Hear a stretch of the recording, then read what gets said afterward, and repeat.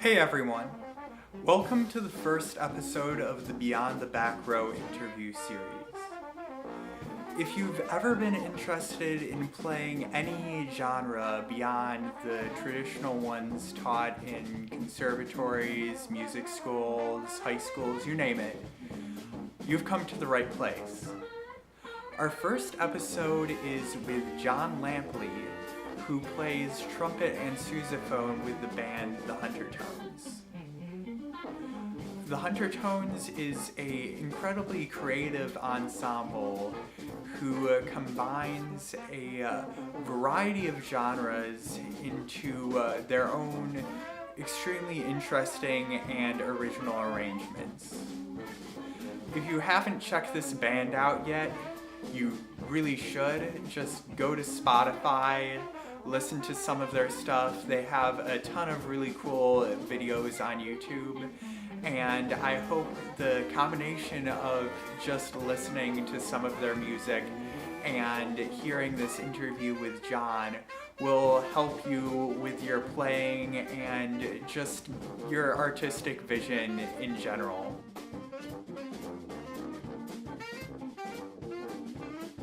Let's kick it off. Absolutely, man. Thanks for having me. Super stoked. So,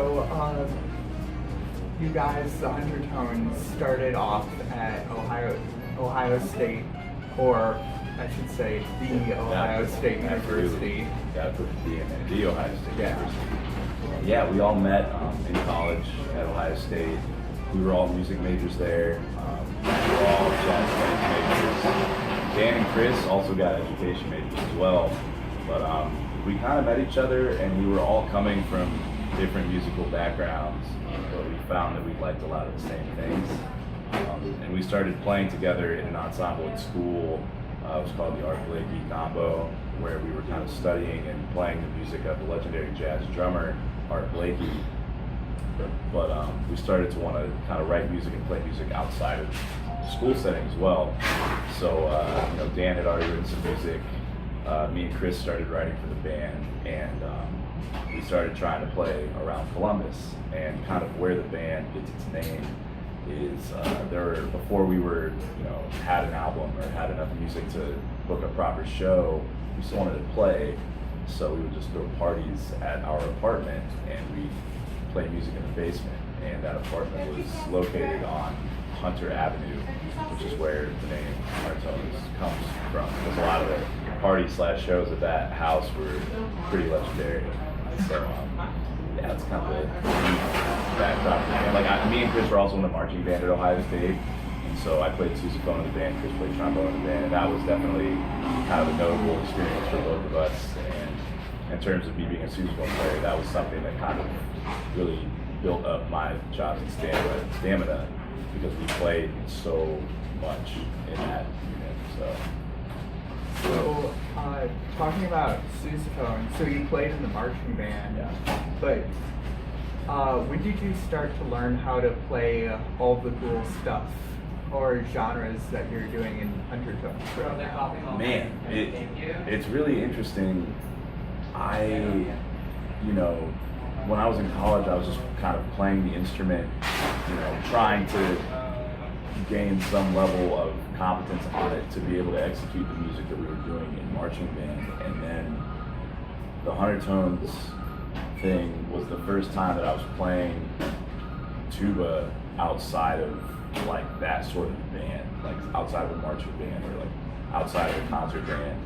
And I kind of, the song Sweatin' that I wrote for the band was the first song that I wrote, but the first song that I had for Huntertones specifically. And it was kind of figuring out how to kind of create my own sound on this instrument, because I'm kind of treating it, when I'm playing sousaphone, I'm playing bass in the band, and a lot of it is just listening to some of my favorite bass players and trying to emulate their sound on tuba. And then a lot of it is just kind of I try to do a lot of percussive stuff, and I don't know, it's trying to hear something in my head on the instrument and then just figuring out various ways to execute. And over, I guess, 7 years of playing tuba with the band, I've just kind of experimented with different sounds, and some of it works, some of it doesn't work, but it's kind of all developed into me having this kind of unique sound on the instrument, I guess. So it was a really learn as you go type of thing. Absolutely, yeah. I never had like lessons on the tuba. Even when I first started playing, like I remember I was in 6th grade, 7th grade, and I wanted to play, and the teacher was like, "Yeah, we need a tuba player. I know you play trumpet, but do you want to switch to playing tuba and the concert band stuff now?" And I was like, "Yeah, totally." And she just went in the back and got a tuba and was like, "Yo, here's the instrument, here's the fingering chart, figure it out." And so that was kind of my introduction to the instrument. And over, a couple of months, I was finally able to get a sound out. But then kind of between then and now, it's been just figuring out how to get a good sound, figuring out how to articulate. And as I've gone on, I like hear a tuba player do something or a bass player do something and just try to figure that out. So it's very much kind of like, DIY, figure out how to play the tuba. And it's been fun that way. Yeah, cool. Sure. So you were talking about some stuff works out, some stuff doesn't. Yeah. And with undertones and all that stuff that you're playing, what's some of the stuff that you think has really worked out, and then what's some stuff that you might have had to scrap and be like, okay, I'm going a different direction? Totally. So we, like the songs that I play sousaphone on, like we do the thing where I play sousaphone and Chris beatboxes, and that whole thing is kind of developed into something that people really dig in the show. And when we first started doing that, I feel like I would stick to playing pretty simple bass lines and letting Chris and Dan do more of the kind of like flashier, quicker stuff. And as it's gone on, it's more of the three of us kind of interacting with each other. So it's like every time we do it, it's a challenge to hear what Chris is doing and play a lick that's based off of that. And I think that that's something that I've tried to put into the playing that has worked a lot. Every once in a while, I think my trumpet brain will come out and want to play a line on tuba that is definitely like something that I would play on trumpet. And sometimes I'm able to execute it, but then there are times where it's just like, nah, you should probably not go for that one on the sousaphone. But it's kind of just this constant, battle of, and this is kind of what practice is like, hearing something and wanting to be able to execute that. And then like, sometimes you nail it, sometimes you fail. But the goal is to get that percentage right up to where you're like able to execute the things that you're hearing, Yeah. So, you were talking about like exploring from just doing like the straight up bass line to doing other stuff with that. And at the show and on the recordings, which everybody should check out, you do a really great job of combining just the bass line and some licks. How do you think about like working those two in? I think that the number one thing that I try to think about is like as like the bass player in a band, whether it be you're playing sousaphone or upright bass or electric bass, it's like you have a responsibility to like kind of hold down the foundation, and above all else, above cool licks or above like pedals or whatever, it's like your responsibility is to like hold down the bass line so the rest of the band can like sit on that. And so when we're in the studio or we're doing shows, that's the thing that I try to think about the most is like, all right, you've got to like land the roots of these chords and like keep good time so that the band can sit on that. And then it's a matter of like, listening to what else everybody else in the band is doing and trying to react to that. And that's kind of where a lot of the licks or fills come from. Like, John will play something on the drums and I'll try to play something that resembles that. Or there will be a moment where the soloist, whether it be Dan or Chris or whoever's playing chords or guitar, like we'll leave space and it's like, okay, this is a moment where I can fill with something, whether it be some sort of bass fill type thing or some sort of like percussive thing. Like, it's all about kind of being aware of what's happening musically outside of laying down that foundation, seeing where you can, where it makes sense to do those sort of things. But always when they serve the music, Yeah. It's like I grew up in a heavy gospel tradition, playing at church. A lot of family members were church bassists, church drummers, church organists, and it was like the people that were revered the most in that tradition were the ones that had all of the chops, but chose the right moments to use them. They would call it like having a great pocket in general, but then like in those couple of moments they would play a lick that just really, really served the music and made it feel good. And in my tuba playing, I guess I try to channel that, where it's like, first is pocket foundation, but then after that, where it makes sense, you can kind of throw in those little fun things. Yeah. So it's all about like listening to everybody else. 100%.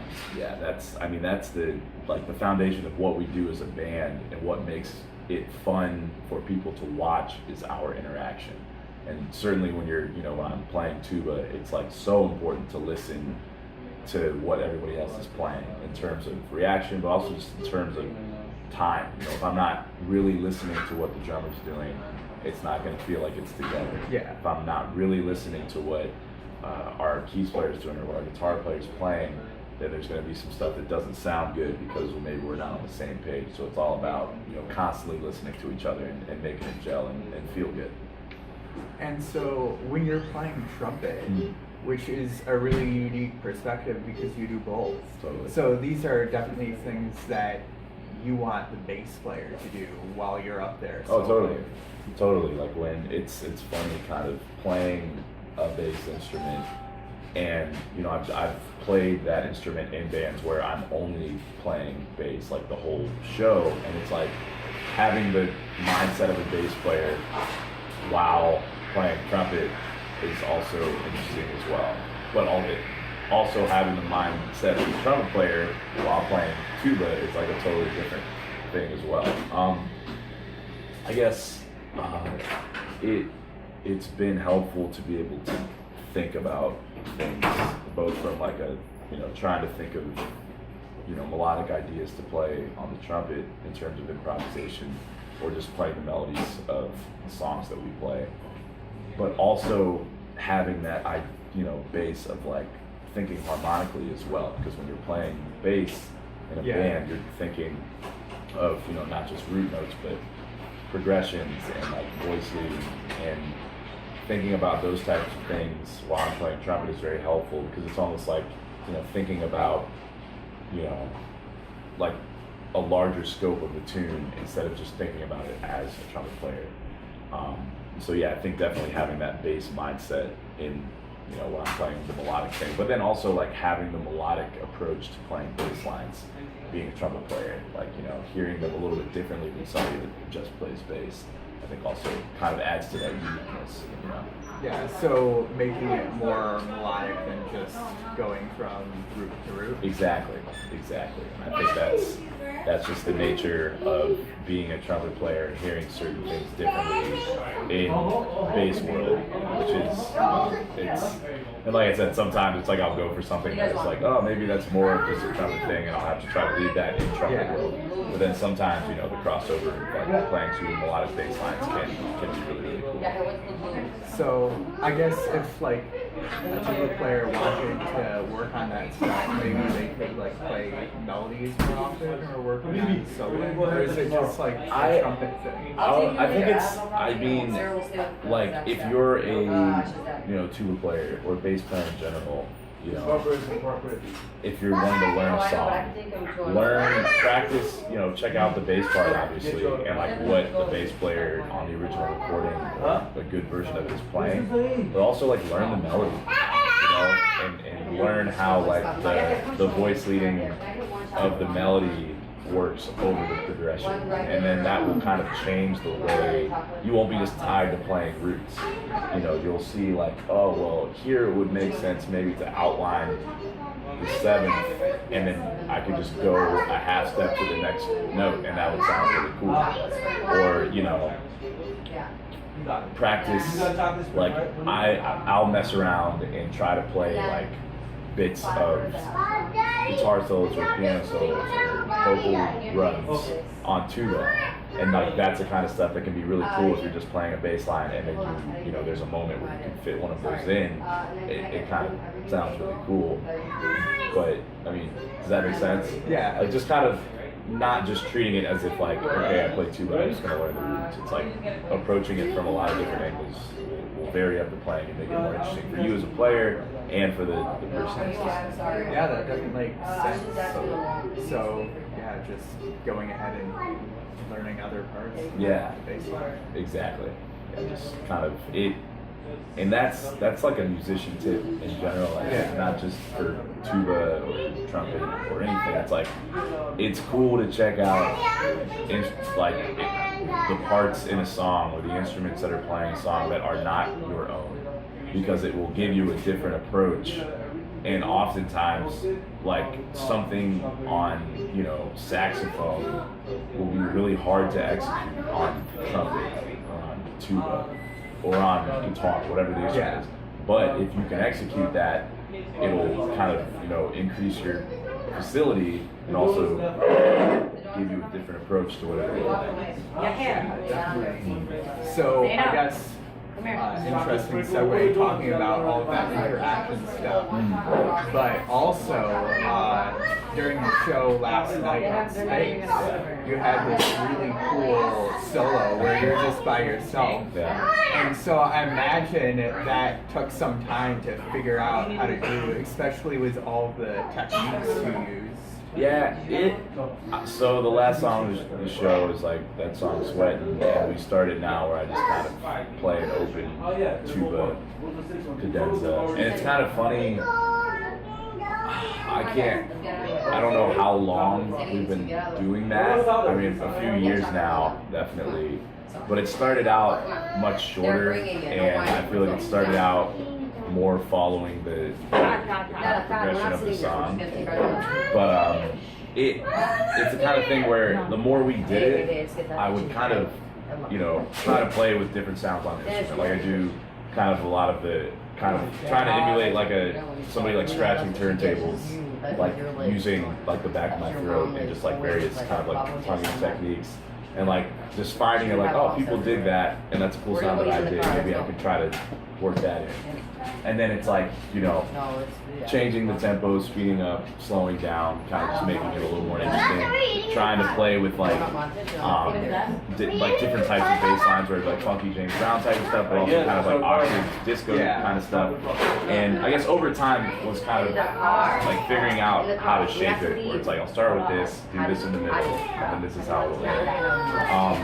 I guess, and the big thing is like, it's something that I just wanted to have fun with. You know? And I wanted to be like a moment in the show that people are like, wow, like this dude's playing tuba, and I'm not sure that tuba's supposed to sound like that, but it is right now, and that's really crazy. But yeah, I guess it was kind of a thing of like just experimenting with different things live. That works, that doesn't work. But kind of dialing into something now where I know that every time I do it, I'm gonna kind of go to these couple of things, and every once in a while I'll try something new in there, you know, like whether it be a different tempo change or trying to play a different sort of lick.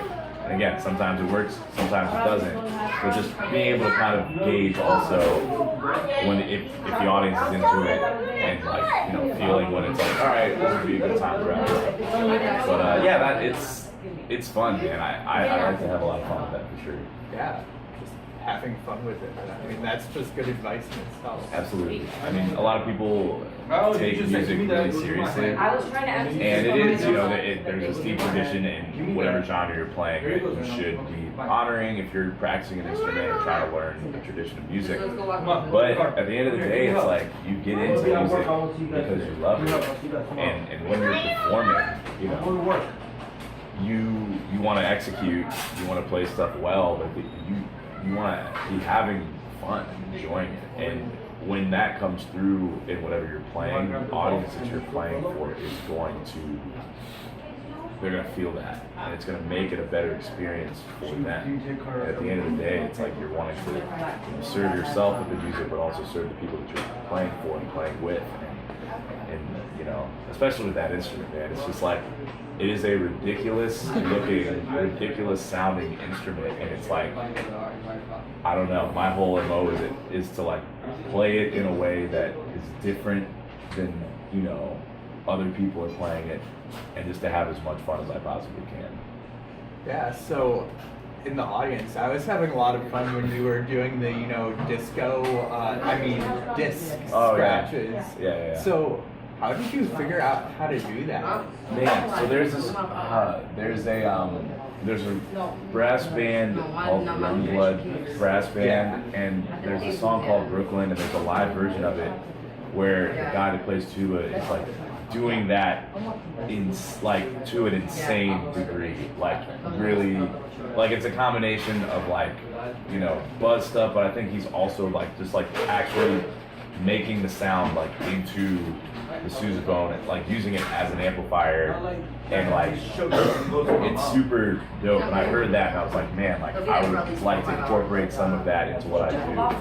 And the way that I do it is more like using, like thinking of it being this kind of like non-specific partial tones and trying to like tongue them in various octaves, so it kind of gives it that like, and it's like, I mean, I'm still working on it, but it's cool or it was a cool thing to kind of experiment with and try to figure out how to make it sound. And it's definitely something that people are like, what? How? You know, and like I said, there are guys that other sousaphone players that like do a lot of different types of like crazy tricks, and I've listened to them and I'm like, man, that's really cool. But that's one that I'm trying to kind of like continue to dial in and see if I can mix up and try different things with, you know. Yeah, I never thought about thinking about that technique that much. Yeah, like it's almost like if you were pretending, I mean, if you wanted to start on like any note and just kind of think of that note in 3 octaves, and then just kind of like, you know, like imagine the sound of like somebody scratching a turntable, and then just try to like emulate that with like and like you can kind of use like double tonguing techniques to get like and a lot of it's happening back in my throat too, versus like just trying to play it up front with the face. But yeah, it's just a lot of trial and error, man. You know, get in the practice room or sit in my apartment one day and just kind of like try to mess with it and it'll warm up. And yeah, I feel like I'm still kind of constantly trying to work on that one specifically. Yeah, so are there any other techniques or stuff that you've thrown into that solo that have been like a learning process? I think one of the things is like shedding like octave jumps. That's something that I usually end up trying to do in there, or like trying to like play an arpeggio like up, you know, up the length of the horn, and then like I try to do a lot of that kind of stuff, and that's just kind of like, you know, when you're sitting down practicing your scales or practicing your, you know, chords on the instrument, trying to figure out different ways to like frame them, and it's like different methods of that practice have kind of made their way into that solo. Trying to think of other, a lot, like I'll try to throw excerpts of songs that I like in every once in a while. Like I think yesterday I threw in the lick from the song Funk Dub by Fullback. Sometimes I'll throw in like, you know, like there's a song like D'Angelo called Sugar Daddy that I'll kind of go into the bass line of that for. Just trying to make it fun. Like some people will recognize it. It just feels good to me as well. But yeah, dude. Like, again, it all comes back to like making it fun. And I'm sure, you know, we'll play it tonight in Indianapolis, and I'll play something totally different, but it'll still be in the same realm. And it's just kind of like figuring out a way to make it fun, make it feel good, make it sound good, and then kind of get to the point where at the end of it, the audience is like, that was cool. So obviously you guys are on tour, but I didn't even, wow, you're in Indianapolis tonight. Yeah. We after this, I'll, you know, head back and we'll drive to Indianapolis We'll play there, and then that's the last show of the tour. We've been out for about 3 and a half weeks, and it's been a lot of band time, a lot of driving. We started in Columbus, Ohio, made it as far west as Norman, Oklahoma, or I guess Lincoln, Nebraska as well. Like, we were out there, and then we've covered a lot of stuff in between. But I'm excited for the last day tonight, and then we have a couple days off, and then we're going to be touring in Europe for 6 weeks, which will be really exciting as well. Oh wow! So we're looking forward to That's that. cool. So you're out on the road a lot. And so I guess you need to find some time to practice, and also you need to figure out how to carry the sousaphone around everywhere. So right? That's something everybody wants to know about. You know? Well, I have when I'm out on the road, I have this kind of large sousaphone SKB flight case, and it's great. It's got wheels. It's still, with the instrument in there, with the case, it weighs about 50 pounds. So it's like lugging around, throwing in and out of the van. Luckily, the case is like flight. Like, I can check it on flights, and it doesn't do too much damage to the instrument usually, which is good. But it's just one of those things. Like, you're gonna be a sousaphone player, if you're gonna be a touring sousaphone player, you're gonna have to get used to hauling 50 pounds around pretty much anywhere you go. So, it's a workout. And I mean, in terms of practice too, that's something that's tough to do on the road. Like, here and there, if there are green rooms, just play some long tones and try to work on things here and there. But that's just kind of in general. The further away you get from college, or just like in a place where you have that time dedicated every day, just sit in a practice room and practice, the more you get into like a career where it's more, you're writing, you're touring, you're finding ways to pay your rent / have considerable income with this music thing. The amount of time that you have to practice just diminishes, and it's more about not necessarily practicing for 8 hours a day or even 4 hours a day, but finding that 45 minutes to an hour and a half, and just making that as efficient as possible. You do have that where it's like, okay, what do I want to get better at? What do I need to work on? What maintenance do I need to do? And just like focusing on that, because it's like, man, whether I'm on the road or I'm back home, it's like, if I want to have a life, like that is not just practice all day. I don't have that much time to practice anymore, and so it's like finding those pockets to make that practice efficient is what it's all about. So I guess you have to balance, your trumpet playing along with, the fundamentals on tuba, and then doing all of the funky stuff. How do you balance all of that? Man, that's the part that is kind of tough. And fortunately, I play in a bunch of different bands, and with those other bands, the Jon Lampley Stay Human with the Late Show, also OAR Revolution, I'm mostly playing trumpet. So it's kind of like when I know I'm in that mode, I'm trying to keep the maintenance on that instrument, pretty high, at a high level, but also just kind of doing little things on the tuba here and there, because I know that with this band, it's something that I'm going to need to be able to always bring to the table. I think it's just kind of, honestly, like the marching band was kind of a huge thing in terms of like setting my face. Like, cause it was like 4 years of playing sousaphone for like 3 to 4 hours a day.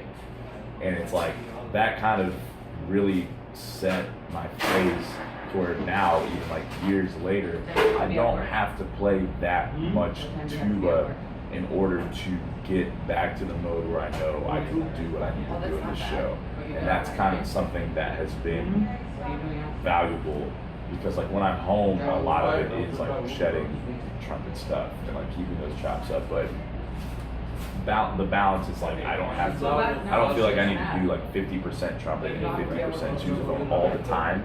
Like sometimes it'll be like 75% doing trumpet stuff, 25% tuba. Or like sometimes if I'm trying to get back into tuba shape, I'll be like shedding tuba stuff 60%, and then the trumpet stuff I'll just be trying to do long tones to like keep pace. But it's kind of always, trying to keep the balance. And if I feel that like one is really slipping, I'll try to let the other one, give it a break and like be like, all right, let me reset for a day on this joint, and then I'll come back to you later. But yeah, it's kind of just been this weird thing of developing that balance over years and finding what works for me in terms of practice. And then eventually, for all the people that are interested in doubling out there, you have this thing in the show where you're carrying your sousaphone, you have your sousaphone ready to play, you're playing trumpet, one of your bandmates takes the trumpet away, and like the next measure you're playing sousaphone. Is that something that you had to figure out how to do, like being able to switch between the two so easily? Yeah, it definitely, that was something that took a minute, because when I first started to play both in this band specifically, the transition was more difficult. Like it would take me, I'd play a song on tuba and then it would take half of the next song on trumpet to really feel like I was back in it. But it's just a matter of like the more shows we played and the more I kind of pushed myself to like, all right, these transitions need to start happening faster, the better it got. And I kind of found how, like I found the ability to like go from like, sousaphone kind of like looser mode to like trumpet tighter embouchure mode.